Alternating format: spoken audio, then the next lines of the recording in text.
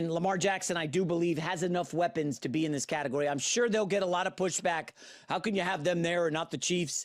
I don't know, guys. Man, I feel so bad for JMac, but you're victim number 2, man. Episode number 2 of the ATF show, All Things Football, where I sit here and critique these paid actors who are on TV talking about football.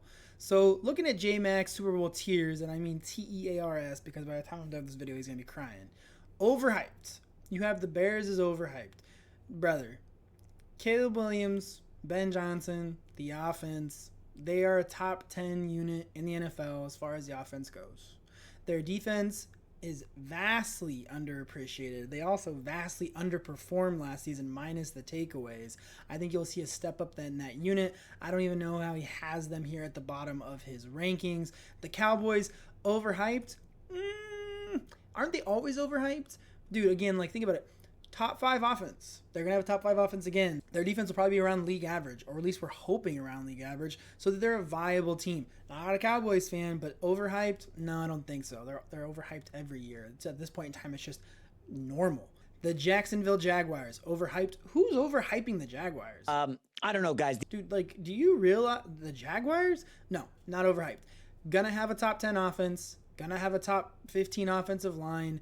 Gonna have a top 15 to top 10 defense. They were number 1 in takeaways last season. Like, this team is set to take a step up from last season. The receiving core is stacked. The big weakness is obviously the running back room. Bayshaw Tutin's not going to be able to get it done, but I do think you are going to see elevated play from the Jaguars.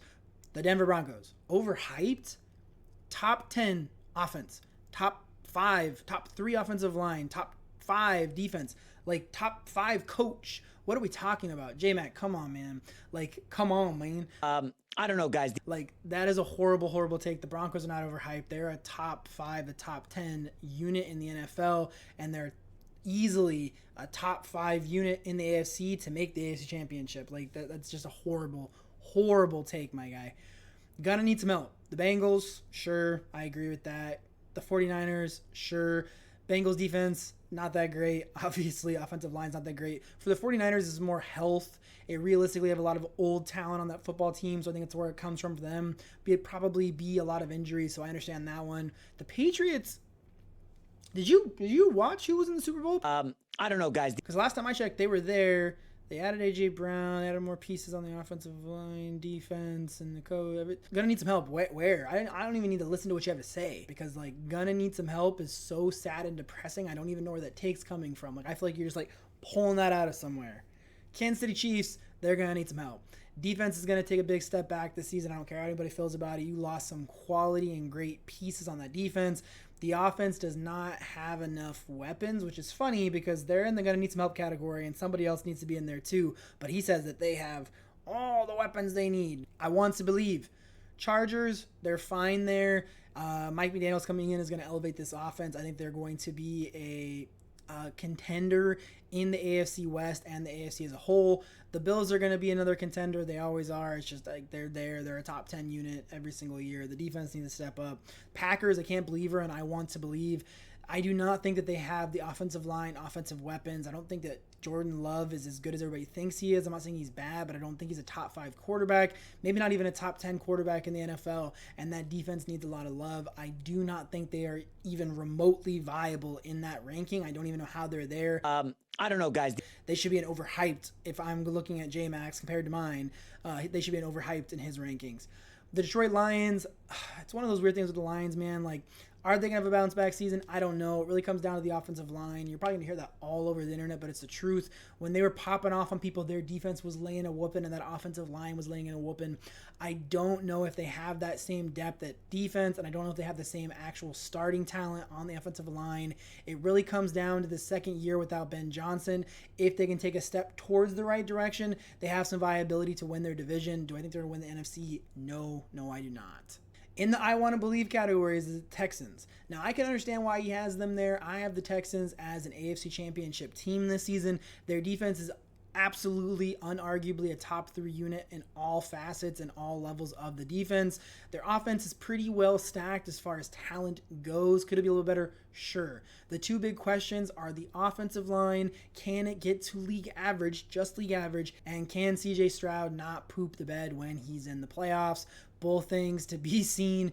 Obviously, the offensive line's playing better. He should be playing better as well. Proven commodity is where I start to go off the rails right here, because the Baltimore Ravens should be in the same category as the Chiefs. Gotta need some help. He said they have enough talent. Lamar Jackson has enough talent around him on the offense. Who? I don't know, guys. Zay Flowers? Like, Zay Flowers is a good wide receiver, but who else?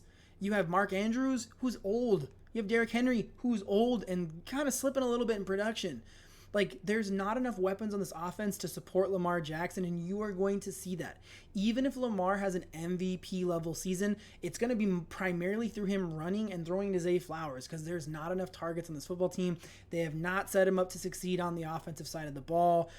The Ravens as a whole, I don't see how they can be in a top 4 category by anyone's rankings for Super Bowl odds. It's the second time now I've seen someone talk about them as a top 5 team in the NFL. It's not the case. It's not the truth. They're not going to get there.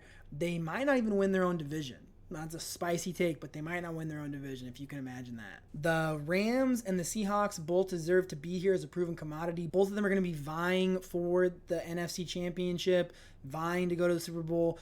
Both of their defenses are going to be good to great. The Rams should be the Super Bowl favorites. It really shouldn't be a big discussion. If Aaron Donald comes back, it just elevates it a little bit more, but the Seahawks are pretty dang close behind them at the number 2 spot in the NFC. The Eagles as a proven commodity is absolutely hysterical. Are they a proven commodity? Sure. Are they a top 4 unit in the NFL? No. Jalen Hurts, think he's a good guy. I think he's a decent enough quarterback, but he is not a top 5 to top 10 quarterback as far as a passing quarterback goes in the NFL. This offense is going to regress a little bit without A.J. Brown. Devonta Smith is fine. We are going to see a bounce back from this offensive line and from Saquon Barkley in 2026. The defense is going to be maybe a little bit better, maybe a little bit worse, probably pretty close to what they did last year, which is like a top 10 unit, top 12 unit. So, like, are they a top 4 team in the NFL? Absolutely not on both sides of the football. And I don't even know, again, how we could have them here. I don't know, guys. It is kind of one of those sad things where, like, JMac is not a bad guy, but his takes about sports are bad.